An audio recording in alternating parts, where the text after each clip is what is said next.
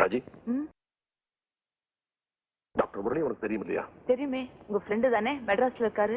என் classmate மாவன். அவனுக்கு ஒரே பையன், இஸ் ஆல்சோ டாக்டர். அவனுக்கு ஒன்ன நிச்சயம் செய்யணும்னு டாக்டர் முரளி எனக்கு லெட்டர் எழுதிக்கிறார். அந்த பையனுடைய போட்டோ கூட எடுத்துக்கிறார்.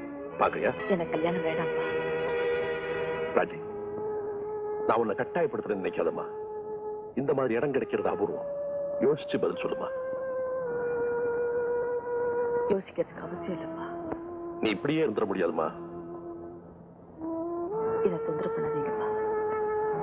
ராஜி, நீ வினோத விரும்பின, ஆனா வினோத் வேறொரு பெண்ணை கல்யாணம் செய்துக்கிட்டான். அதே மாதிரி நீ வேறொரு பையனை கல்யாணம் செய்துக்கல. என்னம்மா தப்பு? தப்பு இல்லதான், ஆனா அது எனக்கு பிடிக்கல.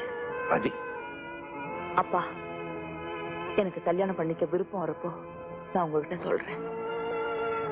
ஆல்ரைட், இனிமே உன்னை தொந்தரவு பண்ண மாட்டேன்.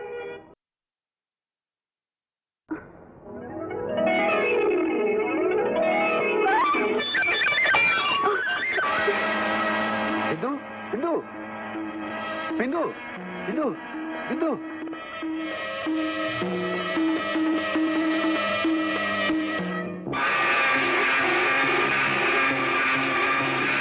அம்மா, சீக்கிரமா மேல வாங்க.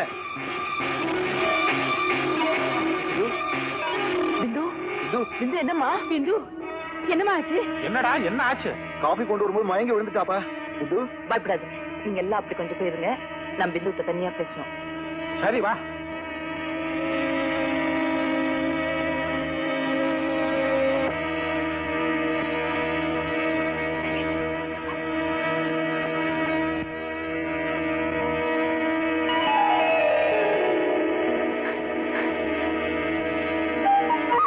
மாமா, நீங்க தாத்தாவா போறீங்க.